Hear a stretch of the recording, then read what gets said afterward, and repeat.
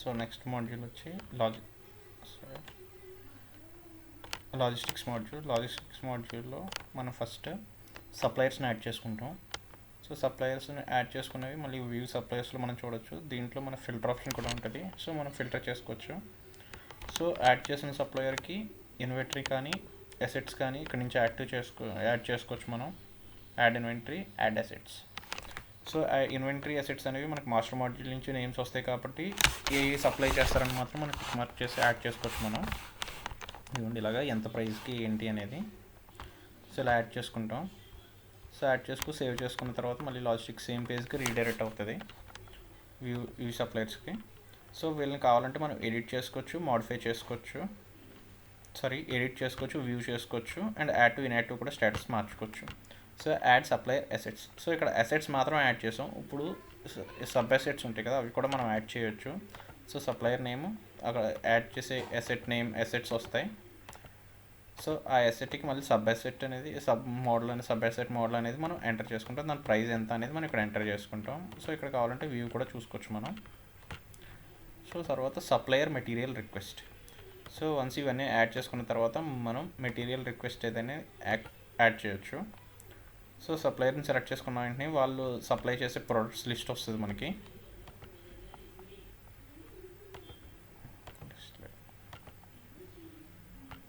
List వస్తుంది, date, remarks.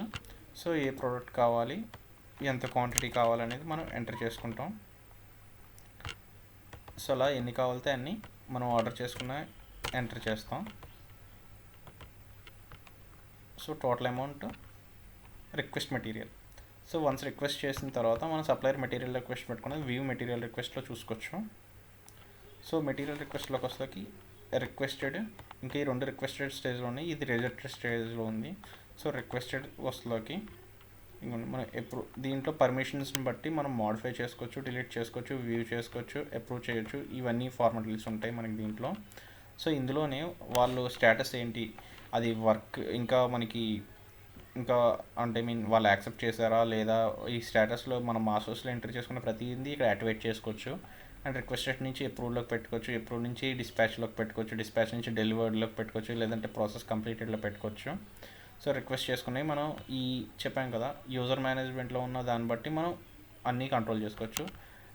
Once approve అయితే ఒకరికి అప్రూవ్ ఇవ్వచ్చు, ఇంకొకరికి మోడిఫై ఇవ్వచ్చు, తర్వాత ఇంకొకరికి వేరే ఆప్షన్స్ ఇవ్వచ్చు. సో అప్రూవ్ చేసిన తర్వాత ఇక్కడ మనకి ఈ రిక్వెస్ట్లో జస్ట్ ట్రయల్ పర్పస్ కాబట్టి ఏమీ ఎంట్రీ చేసి ఇవ్వలేదు, లేదంటే ఇక్కడ మనకి మెటీరియల్ రిక్వెస్ట్ పెట్టుకున్న డీటెయిల్స్ అన్నీ వస్తాయి. సో అప్రూవ్ చేసిన తర్వాత ఇన్వాయిస్ నెంబరు, సో అటాచ్మెంట్స్ ఇవన్నీ వేసుకుని డిస్పాచ్ చేస్తే ఆటోమేటిక్గా ఈ డిస్పాచ్ చేసింది బ్రాంచ్ స్టాక్లోకి యాడ్ అయిపోతుంది. సో బ్రాంచ్ స్టాక్ లిస్ట్కి వెళ్తే మనకి బ్రాంచ్ స్టాక్లో ఉన్న డీటెయిల్స్ అన్నీ మనకు కనిపిస్తాయి, ఎంత ఉన్నాయి ఏంటి అనేది స్టాక్ కనిపిస్తుంది.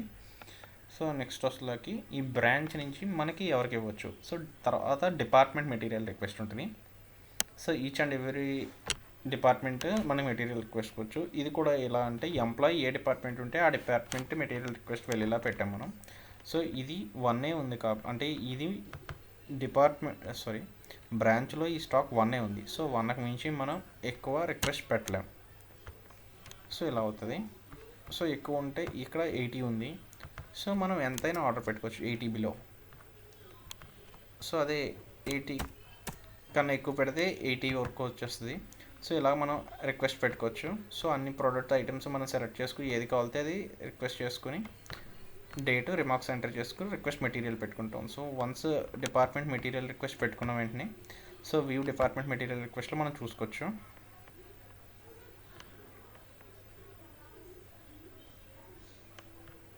సో ఏదైనా ఎంట్రీస్ ఉంటే మనకి డిపార్ట్మెంట్ మెటీరియల్ రిక్వెస్ట్లో మనకు కనిపిస్తాయి.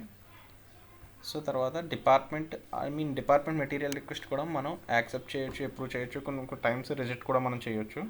సో తర్వాత డిపార్ట్మెంట్ స్టాక్ లిస్ట్. సో డిపార్ట్మెంట్లో ఎంత స్టాక్ ఉంది ఏంటి అనేది ఇక్కడ కనిపిస్తుంది మనకి.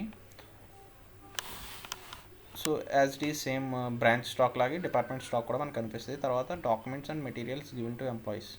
సో ఏ ఎంప్లాయీకి ఏ డాక్యుమెంట్స్ మనం ఇచ్చాం, సో మెటీరియల్ ఆ ఎంప్లాయీ దగ్గర ఎంత ఉంది ఏంటి అనేది మనం చూసుకోవచ్చు. ఇక్కడ యాడ్ చేయొచ్చు, ఇక్కడ వ్యూ చేయొచ్చు. సో ఏమీ లేవు.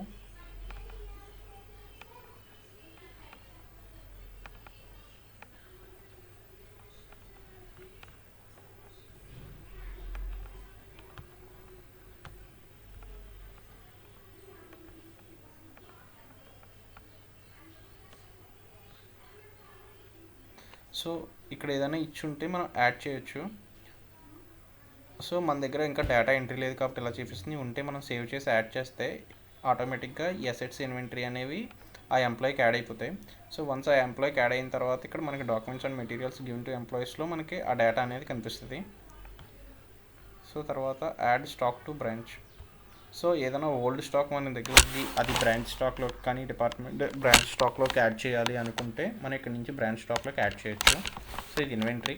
సో ఇన్వెంటరీ ఎంత క్వాంటిటీ ఉంది అనేది మనం చెప్పి యాడ్ చేసేయచ్చు. డైరెక్ట్ మీరు బ్రాంచ్ స్టాక్లోకి యాడ్ చేసేయచ్చు అమౌంట్ అనేది, అంత క్వాంటిటీ ఆఫ్ అమౌంట్. ఇది ఇట్స్ రైట్ సైడ్ వస్తుంది అసెట్స్ కూడా మనకి ఓల్డ్ స్టాక్ ఏదైనా ఉంటే బ్రాంచ్ స్టాక్లోకి యాడ్ చేసేయచ్చు. సో ఇది assets list, total assets list. So ఇది అసెట్ లొకేషన్ ఎక్కడ, సో ఆథరైజ్డ్ రెస్పాన్సిబిలిటీ ఎవరిది, బ్రాంచ్దా, డిపార్ట్మెంట్దా, లేదంటే పోసిందా. అసెట్ ఇన్ఫో ఎవరి దగ్గర ఉంది ఏంటి, ఒకవేళ ఎంప్లాయీ దగ్గర ఉంటే కండిషన్ మనం చెక్ చేసుకోవచ్చు. సో సర్టిఫికేట్ ఇవన్నీ మనం ఎంటర్ చేసిన వాల్యూస్, పర్చేజ్ వాల్యూ ఎంత, అండ్ ఇప్పుడు ప్రజెంట్ ఏ స్టేజ్లో ఉంది ఏంటి అనేది కూడా మనం చూసుకోవచ్చు. ఒకవేళ మోడిఫై చేయాలనుకుంటే మనం మోడిఫై కూడా మనం ఇక్కడ నుంచే చేయొచ్చు.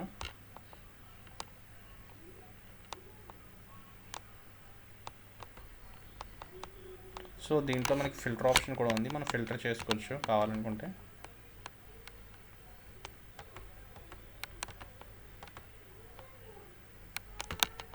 సో నెక్స్ట్ మాడ్యూల్స్లోకి maintenance and repairs. So repair type vehicle, office or residence equipment, ఇవి కూడా మనకి మాస్టర్స్ నుంచే వస్తాయి. సచ్. సో దీంట్లో మనం ఫ్రమ్ డేట్ టు డేట్ ఇచ్చి ఏ రిపేర్ ఐటమ్స్ మనం చెక్ చేసుకోవచ్చు. ఇక్కడ లిస్ట్ మొత్తం వస్తుంది.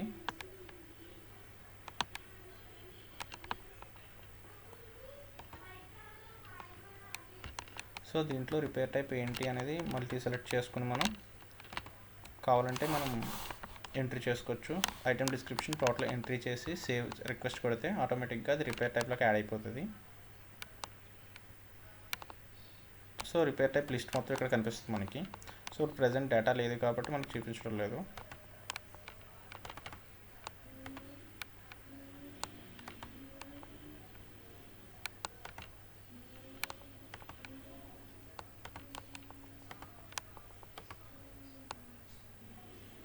సో డేటా లేదు, సో అందుకే ఇలా చూపిస్తుంది మనకి. సో నెక్స్ట్ మాడ్యూల్ వచ్చి సప్లయర్ కంపారిజన్. సో సప్లయర్ కంపారిజన్లో మనం ఏ ప్రోడక్ట్, అసెట్స్ ఆర్ ఇన్వెంటరీ ఏదైనా సరే ఈ ప్రోడక్ట్ నేమ్ మొత్తం సెలెక్ట్ చేసుకుని కంపేర్ చేస్తే ఏ సప్లయర్ దాన్ని ఎంత అమౌంట్కి సప్లై చేస్తారో అనేది ఉంటుంది. ఒకవేళ మనకి ఎవరు లోలో సప్లై చేస్తారో అనేది కూడా మనం ఇక్కడ కావాలంటే ఫిల్టర్ చేసుకోవచ్చు. సో ఈ ప్రోడక్ట్ని మనకి ఇంతమంది ఎంప్లాయీస్ మనకి ఇంతమంది సప్లయర్స్ మనకు సప్లై చేస్తున్నారు, సప్లయర్ నేమ్ అండ్ డీటెయిల్స్ ఉంటాయి, ఎంత అమౌంట్కి అనేది ఉంటుంది. సో దీన్ని బట్టి మనం కంపేర్ చేసుకుని రిక్వెస్ట్ పెట్టుకునేప్పుడు పెట్టుకోవచ్చు. సో ఇది లాజిస్టిక్స్ మెను.